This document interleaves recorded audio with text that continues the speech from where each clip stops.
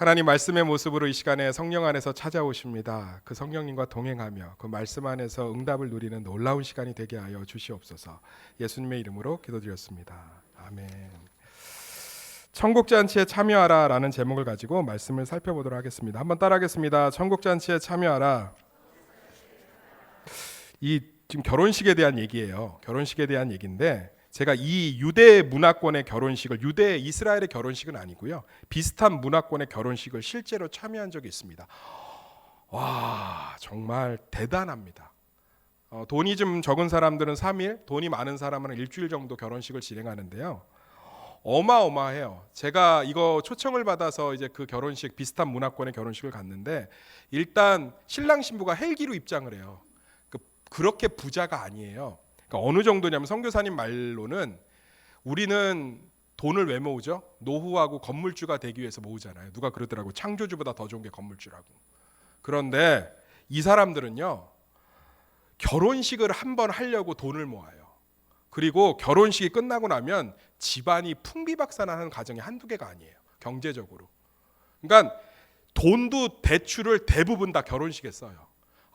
이 허례허식이, 그리고 본인들이 이렇게 대접받고 했기 때문에 본인 잔치에 그렇게 안 하면 안 돼요. 일단 기쁨이 어마어마해요. 헬기로 등장하고요, 모든 지인들 다 리무진 타고 다 데리고 오고요. 그리고 사내 진미가 나와요. 그리고 제가 이 결혼식 사내 진미하고 악단 극단 기가 막히게 신이 나요. 정신 없어요. 너무너무 좋고, 나 그때 먹었던 양고기가 지금도 잊혀지지 않을 정도로 최상급이에요. 한국에서 먹은 양고기 비교가 안 가. 너무 맛있어요. 너무 맛있고 즐겁고 배부르고 춤추고 놀고. 더 중요한 건요, 목사님 그렇게 3일씩 5일씩 결혼식 우리나라에서 해도요, 저는 못 가요. 직장 때문에. 여기는 걱정할 게 없어요. 결혼식이 끝나고 나면 그러니까 빠진 만큼의 생활비를 또 줘서 보내요. 그러니까 그것도 넉넉하게. 그러니까 예를 들어서 내가 결혼식 때문에 5일 빠졌다. 그러면 얼마 필요해요? 그럼 나 20만 원 정도에서 100만 원, 한 150만 원 주고. 그러니까 결혼식이 시작되면 마을 전체가요, 흥분의 도가니예요. 마치 여름 휴가 앞두고 해외여행 가기 전날처럼 신이 나서 어쩔 줄을 몰라요. 왜? 그때 가면 이제 휴가 다 내요. 직장에다. 휴가 다 냅니다. 왜? 돈도 책임져 주지, 먹을 거 책임져 주지, 심지어 이제 결혼식에 오늘 옷이 없으면 그 얘기를 하면 옷도 다 사서 보내요. 그러니까 결혼식 자체가 기쁨에 그냥 충만이에요, 충만.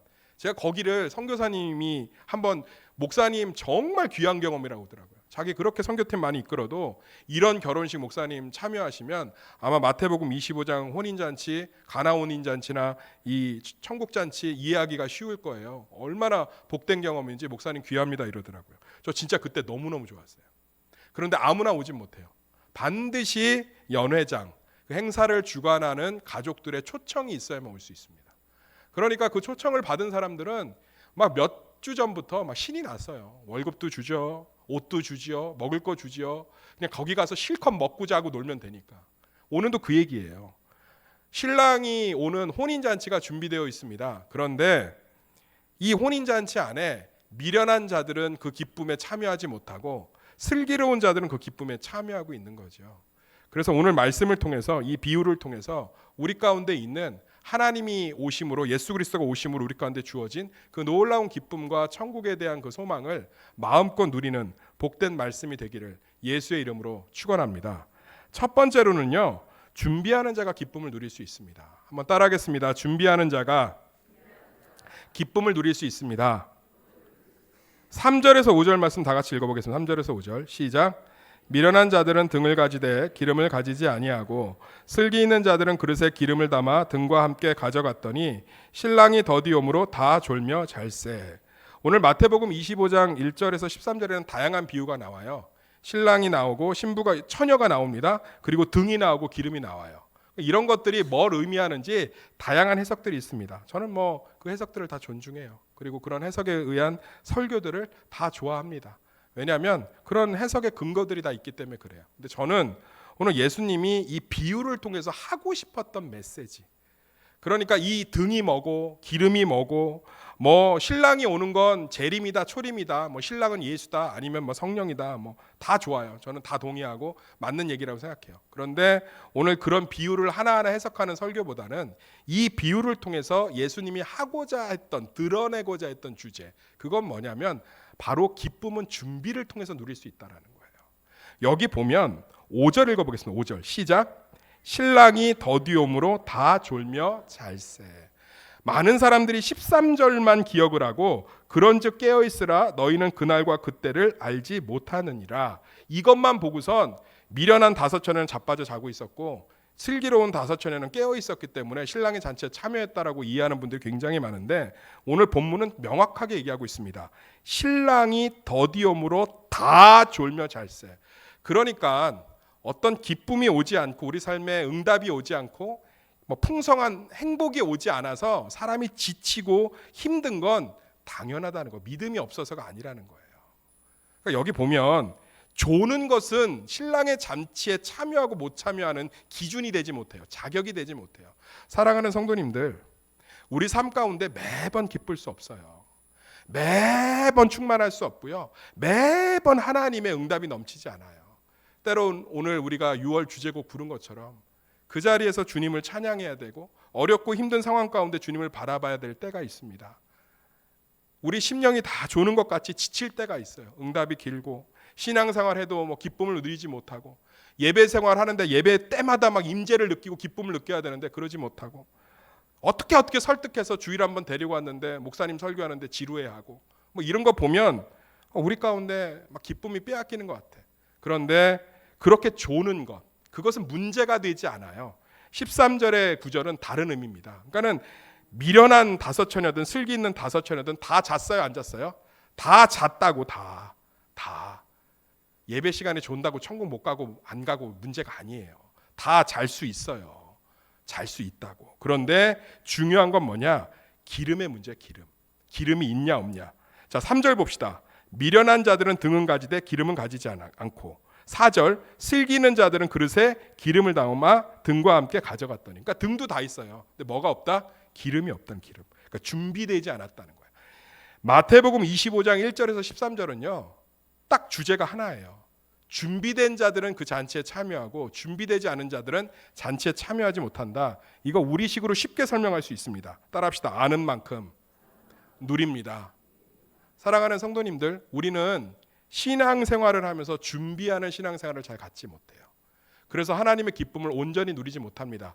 일주일의 삶을 살아가면서 예배로 준비하십시오. 부흥회를 앞두고 사모함으로 기도로 한번 준비해 보세요. 지난번 우리 김광석 목사님 오셨을 때 어떤 권사님이 일주일 전에 그러더라고요. 목사님 금식하면서 이 부흥회를 준비하고 있습니다. 저 그 권사님 은혜 크게 받을 줄 알았거든요. 왜? 준비했기 때문에. 근데 부흥회가 끝나고 나서 그런 표현을 잘 안 하시는 분인데 얼마나 은혜를 받았는지. 자기가 받은 은혜를 막 나누시는 거예요. 주체를 못해서. 사랑하는 성도님들, 기쁨은요. 준비하는 자들 가운데 임하는 줄 믿습니다. 기름을 준비하지 않은 미련한 다섯처녀는 기쁨에 참여할 수가 없어요. 그런데 기름을 준비했던 지혜로운 다섯처녀는 다 졸았지만 지쳤지만 힘들었지만 결국은 신랑이 오는 기쁨 가운데 온전히 참여해서 이 축복의 잔치를 참여하고 있습니다. 저는 많은 성도들이 준비하지 못해요. 토요일 날 예배를 준비하셨습니까? 토요일 날이면 이 주일 날 받을 은혜를 위해서 자기 전에 잠깐 기도해 보신 분 계세요. 하나님, 오늘 주일 날 하나님의 임재를 경험하게 해 주십시오. 그러니까 준비하는 자들의 기쁨을 누린다는 거. 준비. 조선일보 설문조사에 보면 해외여행의 가장 큰 기쁨과 만족을 주는 준비가 뭐냐? 뭔 것 같아요? 달러? 여권? 맛집 리스트? 누구랑 같이 가느냐? 아니면 비행기를 뭘 타냐? 그렇지 않대요. 제일 기쁨을 좌지우지하는 게 뭐냐? 해외여행 가면서 그 나라의 언어와 문화를 준비하는 사람들이래요. 그러니까 인사말이라도 사요나라 곤니찌와 뭐 이런 거 준비하고 코쿤캅, 사와디캅 이런 거 준비해 간 사람들이 그렇지 못한 사람보다 훨씬 더 해외여행에 가서 만족도가 높다는 거예요. 저도 그래요. 저도 일본 여행 가면서 몇 가지를 좀 준비했어요.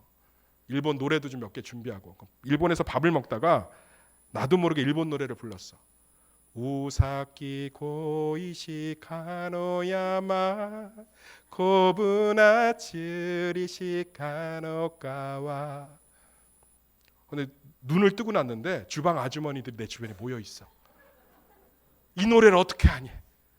그러면서 내 막 볼을 만지고 더 놀다 가라 그러고 맛있는 거 더 주고 막 샐러드 더 주고 너무너무 좋아하는 거예요. 몇 개 이렇게 준비해 갔는데 얼마나 풍성했는지 몰라요. 사랑하는 성도님들, 하물며 외국에 나가는 여행도 이렇게 준비를 하면 풍성하게 누리는데 우리는 신앙생활로 우리의 삶을 준비하고 계십니까? 저는 주일은 일주일을 살아갈 하나님 앞에서의 놀라운 은혜를 준비하는 시간인 줄 믿습니다.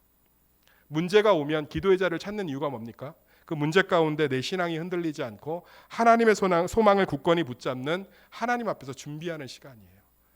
결혼을 앞두고 기도로 준비하고 계십니까?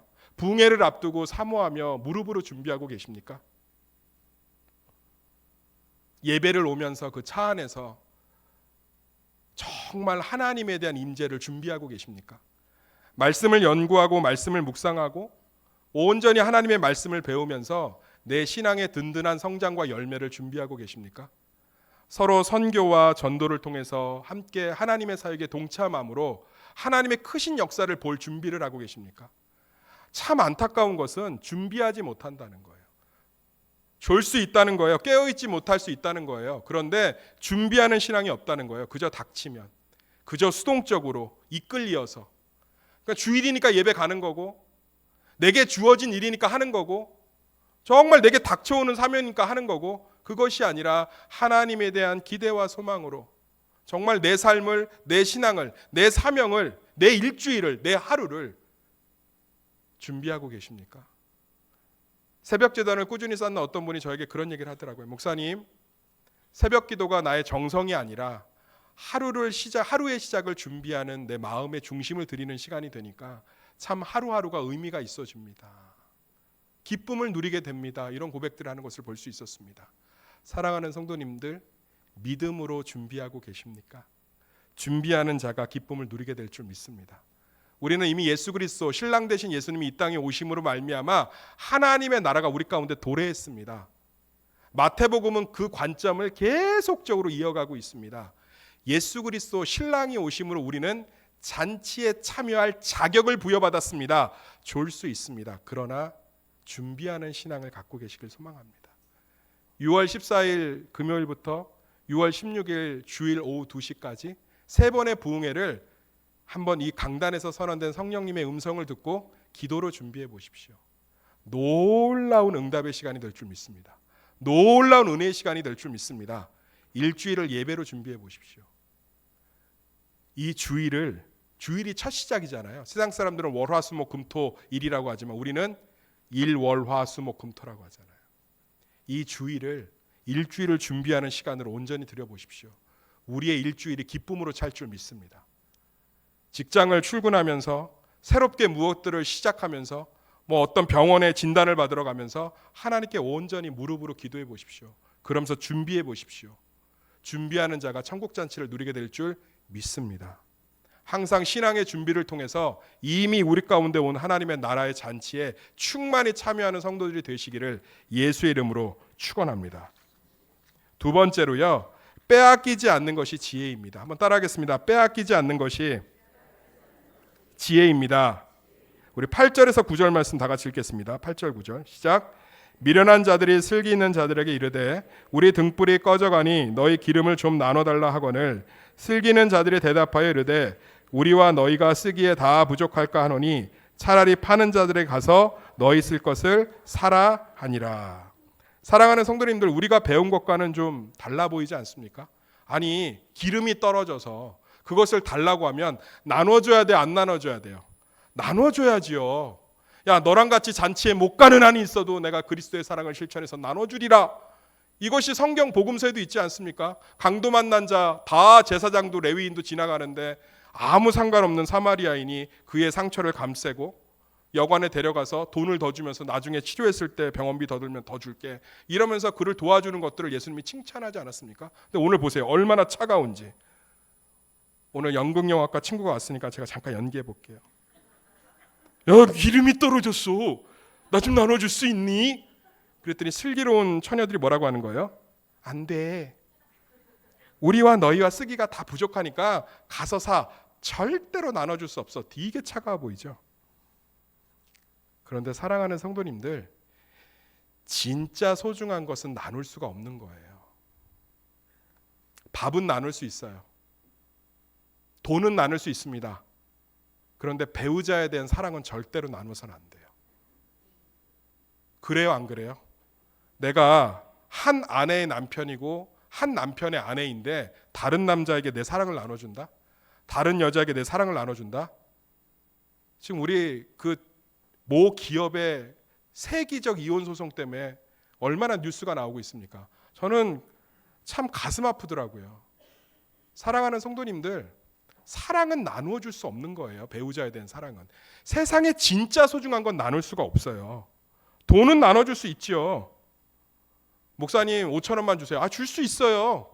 5만 원만 주세요. 아, 줄 수 있다니까요. 50만 원만 주세요. 없어요. 있으면 드리는데 없어요. 진짜 없어요.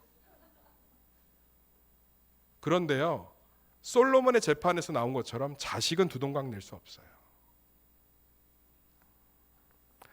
밭은 팔 수 있어요. 돈 받고. 그런데 하나님이 주신 선한 양심은 돈 받고 팔 수가 없어요.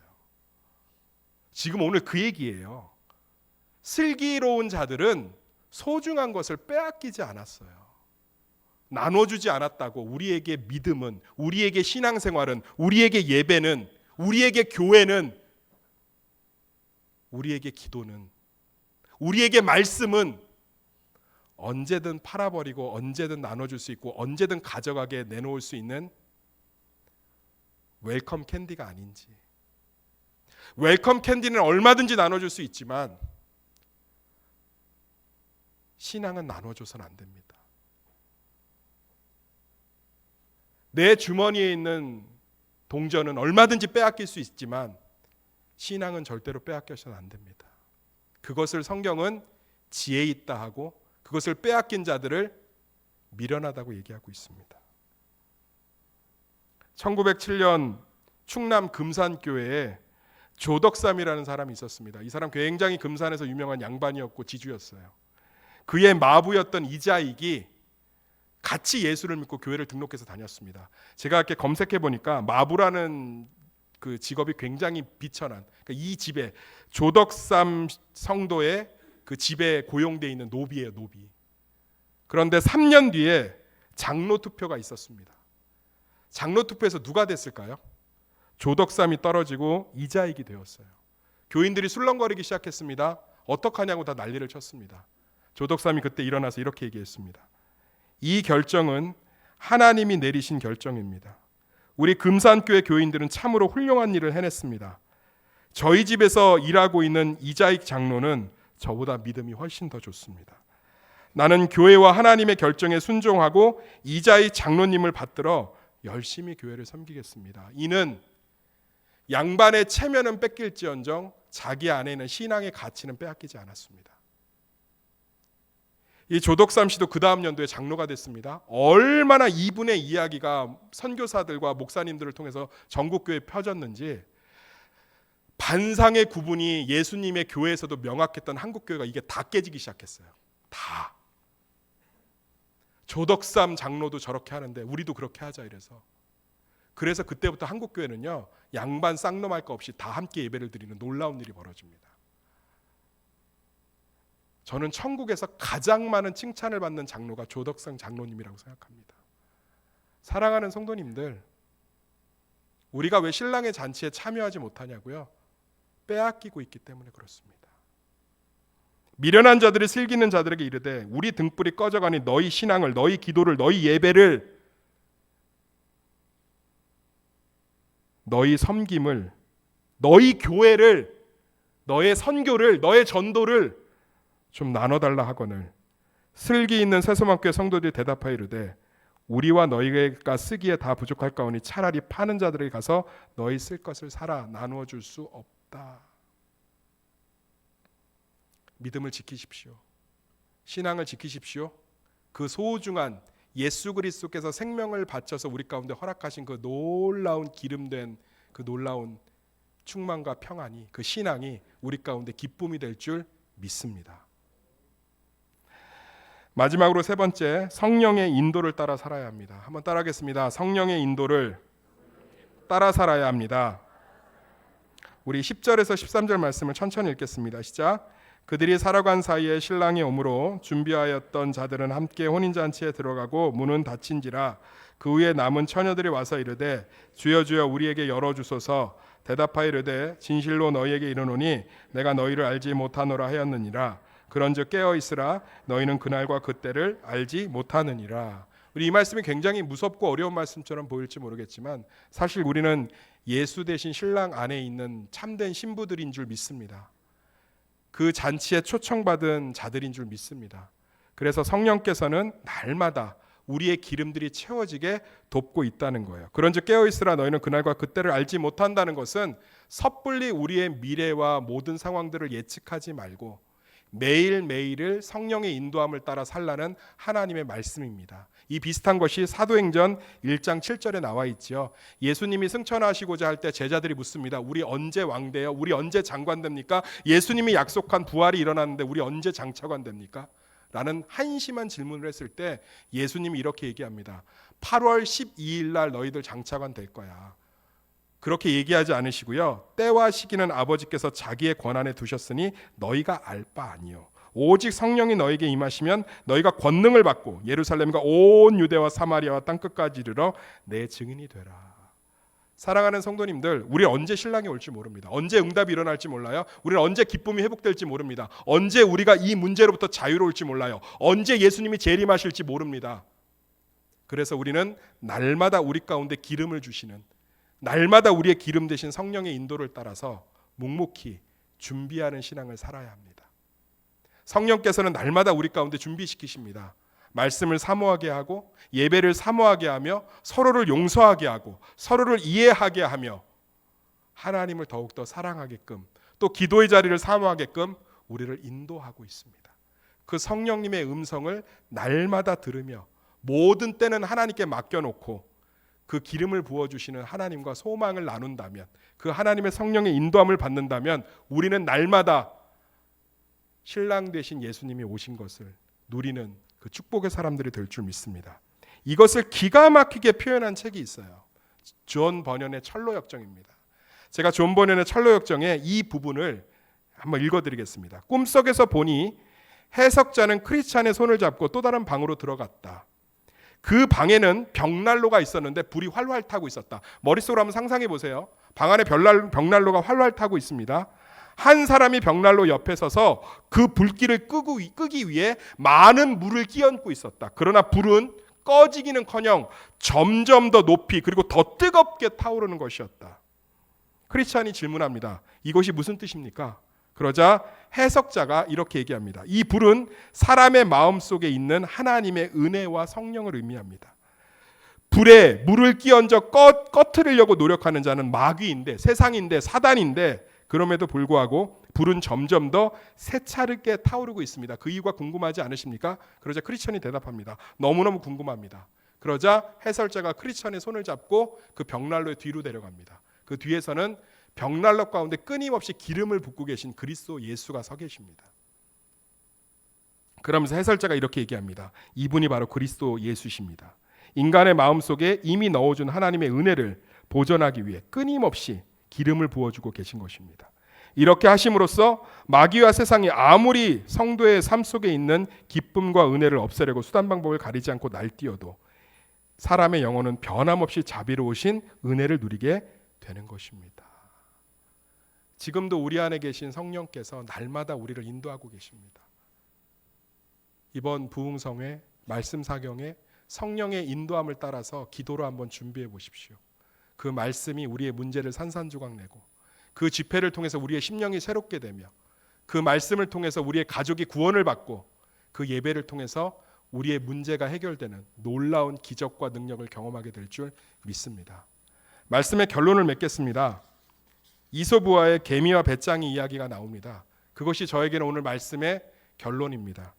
우리는 노후라는 것은 개미처럼 잘 준비하지만 주일 예배는 배짱이처럼 대하고 있지 않은지요. 금융 포트폴리오는 단기 투자, 중기 투자, 장기 투자로 나눠서 개미처럼 꼼꼼하게 준비하지만 말씀을 훈련하고 묵상하는 것에는 배짱이처럼 행동하고 있지는 않은지요. 자녀를 성공시키기 위해선 개미처럼 수고를 아끼지 않지만 자녀를 믿음의 사람, 예배의 사람으로 세워가는 것은 배짱이처럼 쉽게 생각하고 있지는 않은지요. 사랑하는 성도님들, 준비하는 자가 기쁨을 누리게 되어 있습니다. 빼앗기지 않는 자가 지혜로운 자입니다. 성령의 인도함을 따라 살 때 우리는 넉넉한 기름으로 잔치에 참여할 수 있는 놀라운 은혜를 누리게 됩니다. 오늘 마태복음 25장의 비유가 이번 한 주 우리 삶의 기쁨과 소망의 근원이 되기를 예수의 이름으로 축원합니다. 우리 이 시간에 같이 기도했으면 좋겠습니다. 우리 정말 이번 부흥성회 통해서 큰 은혜를 누릴 수 있도록 정말 이번 말씀 집회를 통해서 정말 하나님의 놀라운 말씀의 열매들을 다 모든 사람이 놀랍게 누리게 해달라고 이 시간에 우리 같이 기도하는 시간 갖도록 하겠습니다. 기도하겠습니다. 하나님, 기도로 이 집회를 준비하기를 소망합니다. 하나님, 정말 빼앗기지 않기를 소망합니다. 하나님, 정말 기름을 준비한 지혜로운 다섯 처녀처럼 정말 기도와 말씀으로 내 삶과 내 인생들을 준비해가는 하나님, 그리하여 하나님의 기쁨의 잔치에 참여하는 우리 사랑하는 성도들이 될 수 있도록 은혜 베풀어 주시옵소서. 하나님, 준비하는 자가 누릴 수 있습니다. 빼앗기지 않는 것이 지혜입니다. 성령의 인도함을 따라 살 때 우리의 기름을 충만히 채울 수 있습니다. 아버지 하나님, 이 모든 것들을 삶 가운데서 누리는 우리 성도들의 일주일과 삶이 되게 하시고 모든 것 가운데 역사하신 하나님의 은혜가 될 수 있도록 이번 부흥 집회 말씀 사경회를 축복하여 주시옵소서. 예수님의 이름으로 기도드렸습니다.